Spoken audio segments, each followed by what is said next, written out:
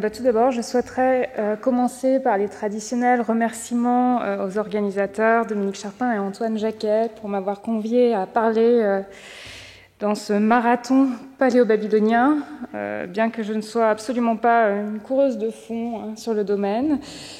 Donc vous allez avoir l'approche d'une non-spécialiste du paléo-babylonien, avec un titre qui a été un petit peu modifié pour coller un peu plus au résumé que j'avais fourni. Désolée pour ce changement de dernière minute.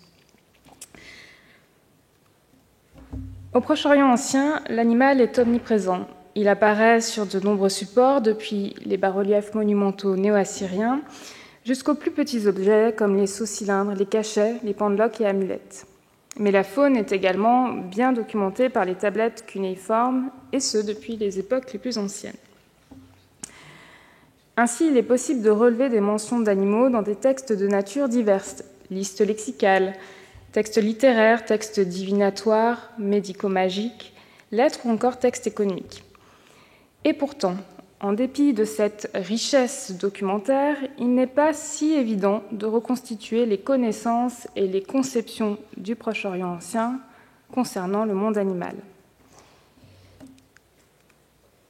Cette communication, qui aurait pu s'intituler « De l'intérêt d'utiliser Archibab quand on n'est pas spécialiste du corpus paléo-babylonien et qu'on étudie les animaux », mais c'était un petit peu trop long, présentera quelques-uns des apports de la documentation d'archives paléo-babylonienne à l'étude de la faune du Proche-Orient ancien. Nous verrons notamment comment cette documentation est susceptible d'éclairer d'autres corpus, en l'occurrence celui des textes thérapeutiques. Nous ferons dans un premier temps un tour d'horizon des sources textuelles disponibles pour l'étude de la faune mésopotamienne, puis nous aborderons le corpus thérapeutique et ses spécificités, avant de donner un exemple parmi beaucoup d'autres possibles de l'utilisation du corpus d'archives paléo-babylonien pour enrichir la compréhension de ces textes savants. Les assyriologues qui s'intéressent aux connaissances zoologiques mésopotamiennes pourront, je pense, témoigner de la difficulté de la reconstitution et de l'exploitation de ces savoirs, car l'animal au Proche-Orient est à la fois partout et pourtant nulle part. Je m'explique. Tout d'abord, soulignons que la Mésopotamie n'a pas livré d'histoire naturelle, c'est-à-dire d'écrits dans lesquels l'animal, son apparence, son comportement ou encore son milieu naturel auraient été envisagés comme un objet d'étude à part entière.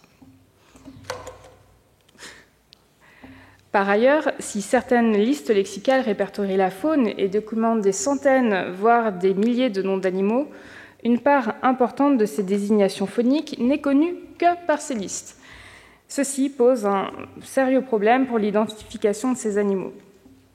La plus célèbre et la plus complète de ces listes s'intitule Urarubulu, et dans sa version standard du premier millénaire avant notre ère, elle comporte 24 tablettes, dont les 13e, 14e et 18e rassemblent animaux terrestres, domestiques, puis sauvages, enfin faune aquatique et aérienne. Cependant, des précurseurs de cette liste sont connus dès l'époque paléo-babylonienne, notamment à Nippur. Voici une tablette à l'écran.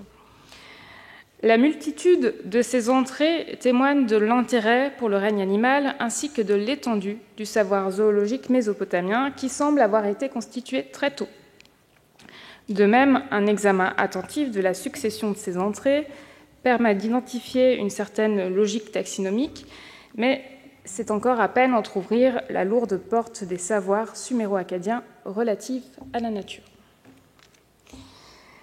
Évidemment, pour la Mésopotamie, on ne saurait se priver de l'examen de la série divinatoire Shuma'alu, qui compile les signes fortuits se manifestant dans l'environnement de l'homme.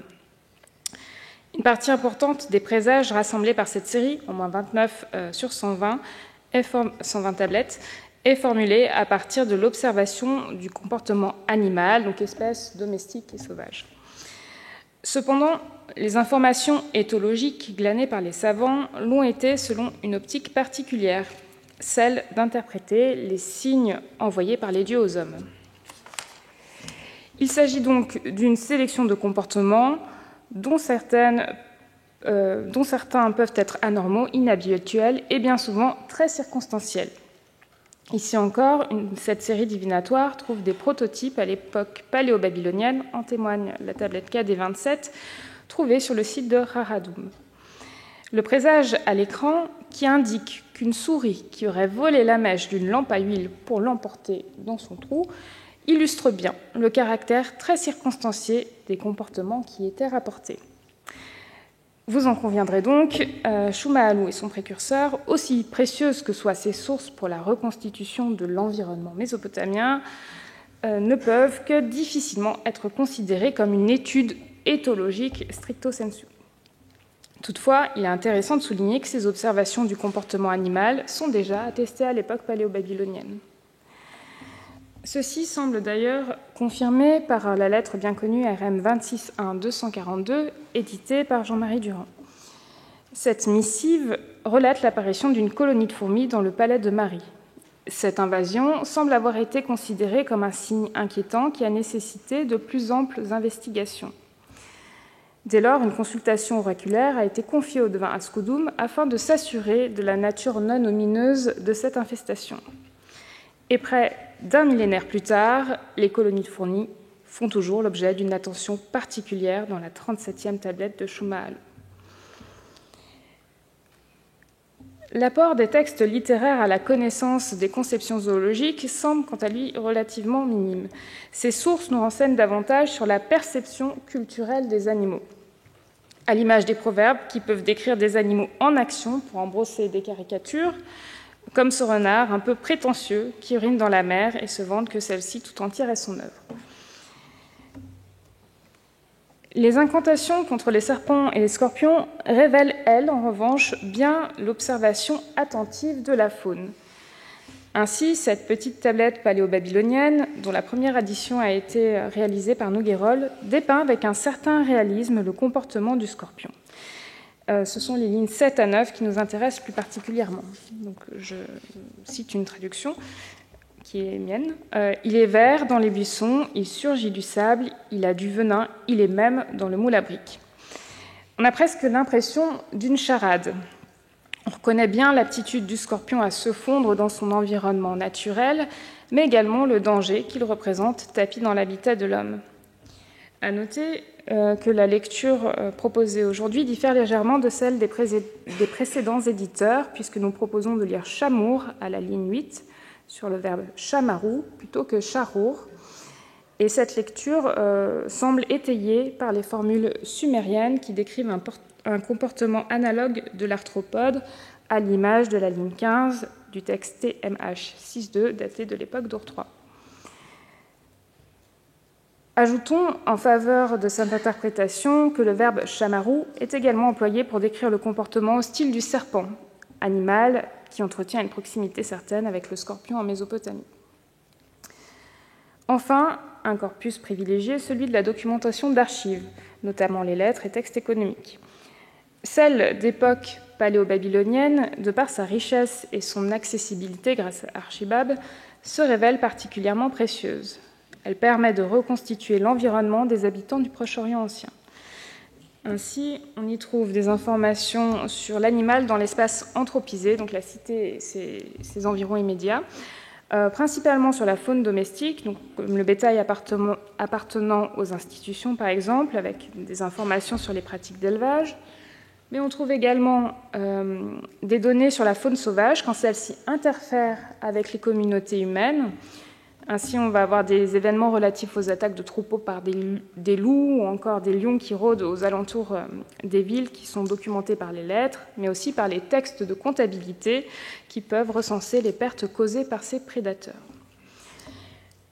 Des éléments concernant les zoonoses et les épizooties, donc ce sont les maladies, les épidémies qui touchent plus spécifiquement les animaux, peuvent également être relevés, tout comme l'observation des cycles naturels pour les pratiques synégétiques, ainsi que des usages pratiques qui pouvaient être faits de produits dérivés des animaux et des éléments économiques les concernant.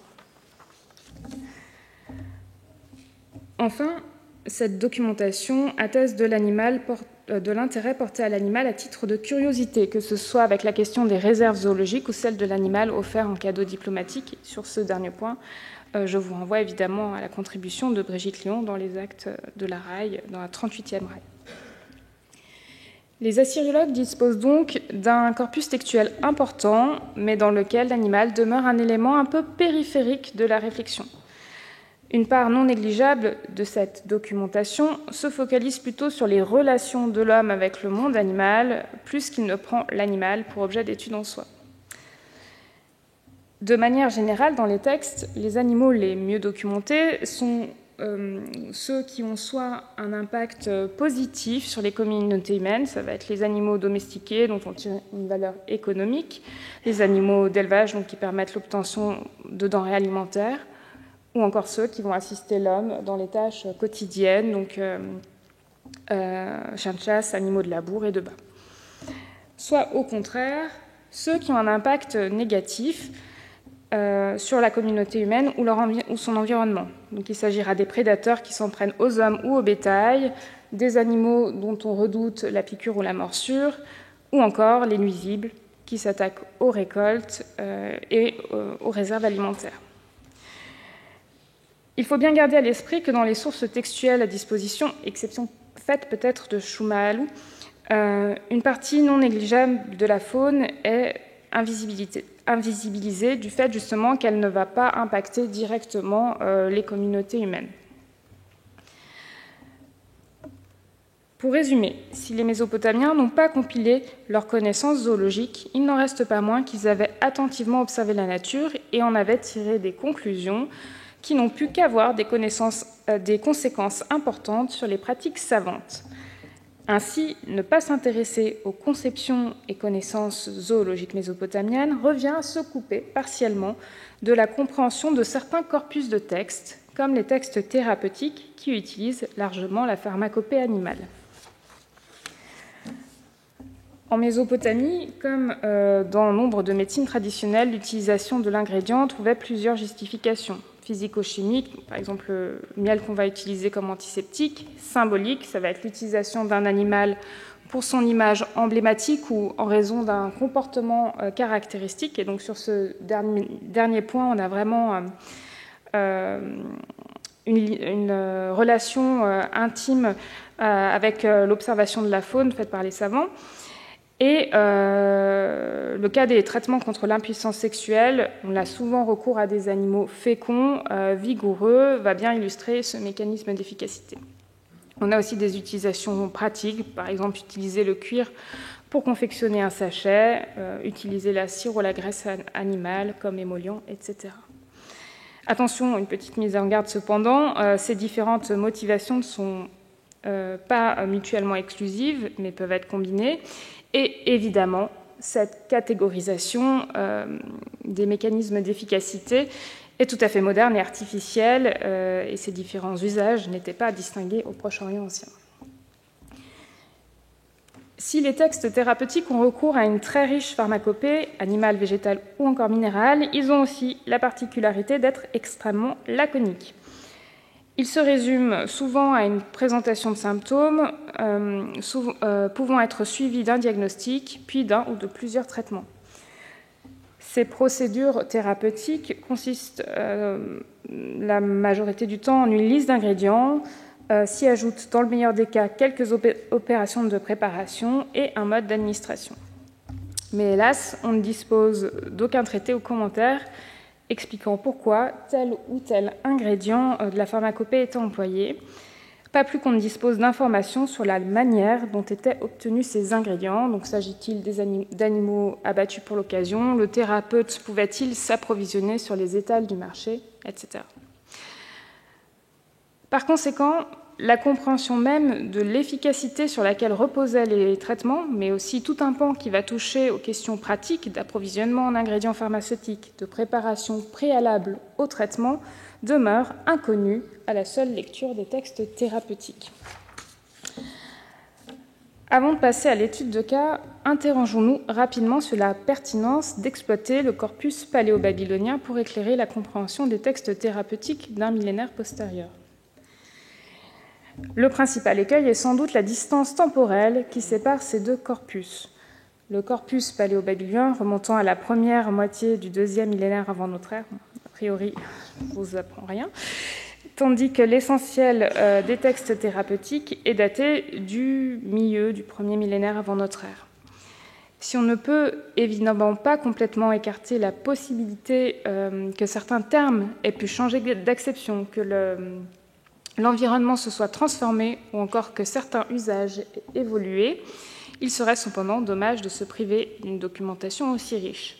D'autant que, nous l'avons vu, ces pratiques savantes, bien que compilées et standardisées au 1er millénaire, trouvent souvent leurs origines dans l'époque paléo-babylonienne, qui s'affirme comme majeure dans la constitution du savoir et de sa mise à l'écrit. En effet, comme souligné par Niels Sessel lors de ses cours, ici même au Collège de France, c'est à cette époque que les listes lexicales ont été combinées au système de la protase et de l'apodose, marquant ainsi la naissance du mode de consignation du savoir qui perdurera au 1er millénaire.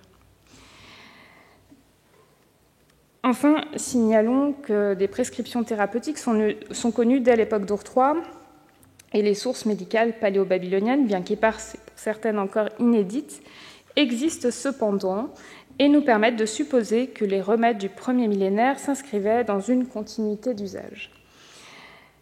Certaines prescriptions récentes revendiquent d'ailleurs l'héritage direct de la période paléo-babylonienne, comme le texte BAM 159, qui documente une recette de pommade pour les yeux, peut-être qu'il faut supposer de l'époque de Hammurabi. Au vu de ces éléments, le recours au corpus paléo-babylonien ne paraît donc plus si anachronique et illégitime.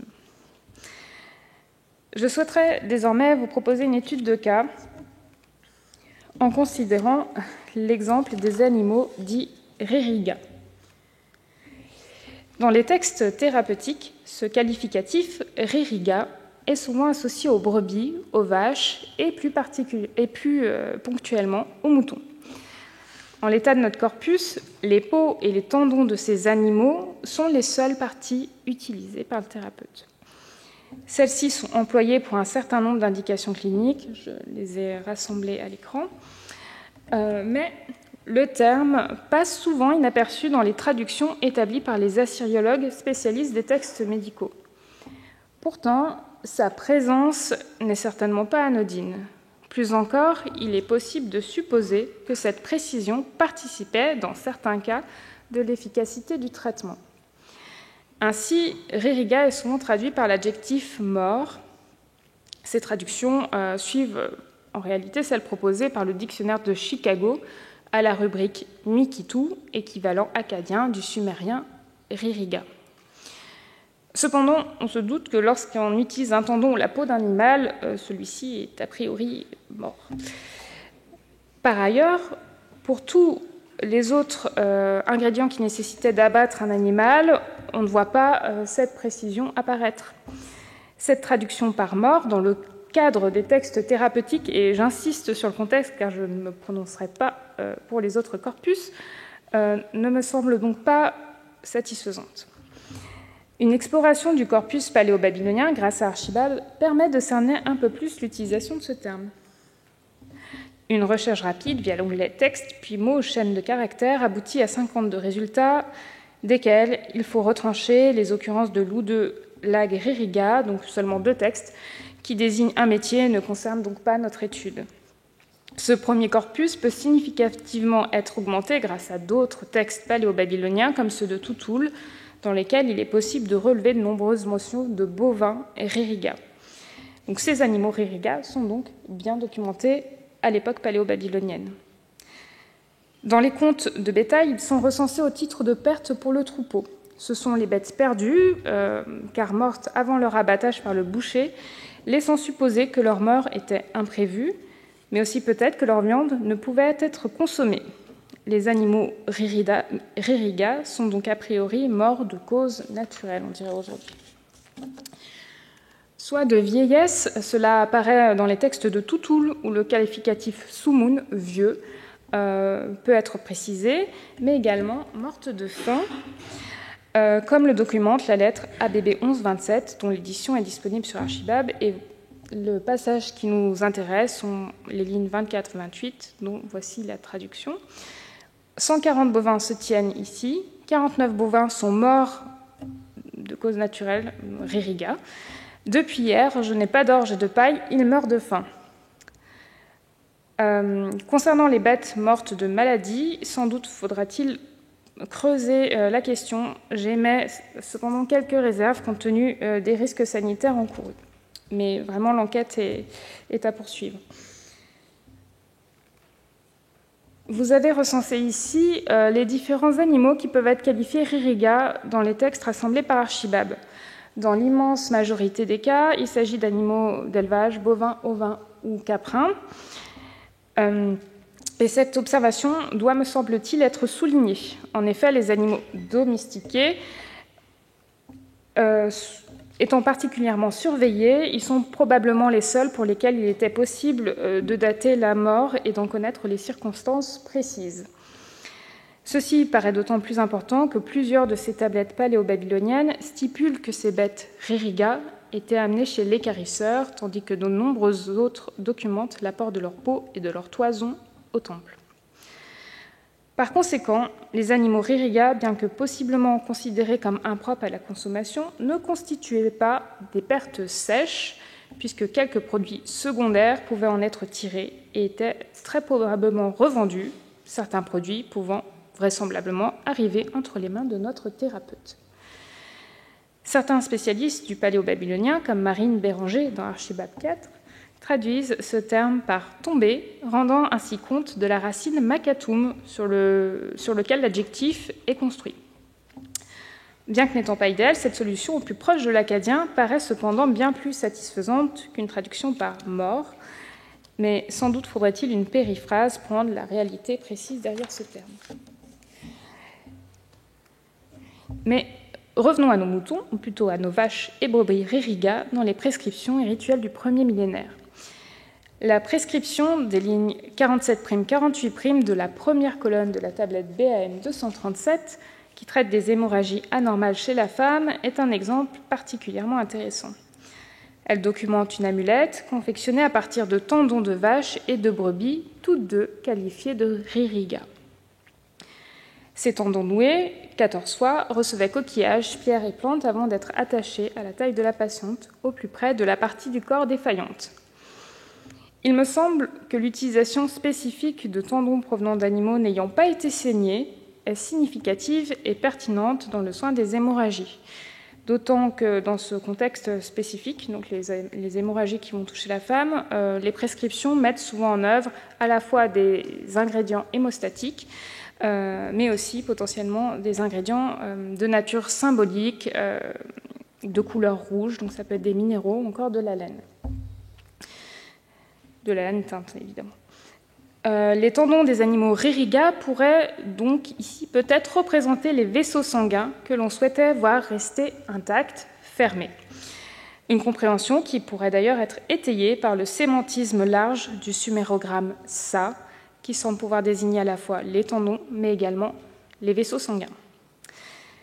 En guise de très brève conclusion, je dirais que cette communication n'avait pas pour d'autres prétentions que celle de partager mon expérience personnelle, à savoir l'utilisation profitable du corpus d'archives paléo-babylonien par une non-spécialiste.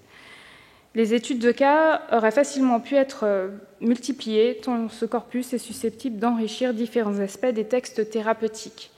J'ai laissé aujourd'hui de côté le problème de l'identification des ingrédients, qui se serait pourtant bien prêté à l'exercice. Reste que l'utilité de ce corpus va bien au-delà de la seule question de la pharmacopée. J'espère modestement avoir incité quelques spécialistes des textes savants du premier millénaire à oser faire plus régulièrement ce saut dans le temps avec, pour parachute, Archibab. Je vous remercie pour votre attention.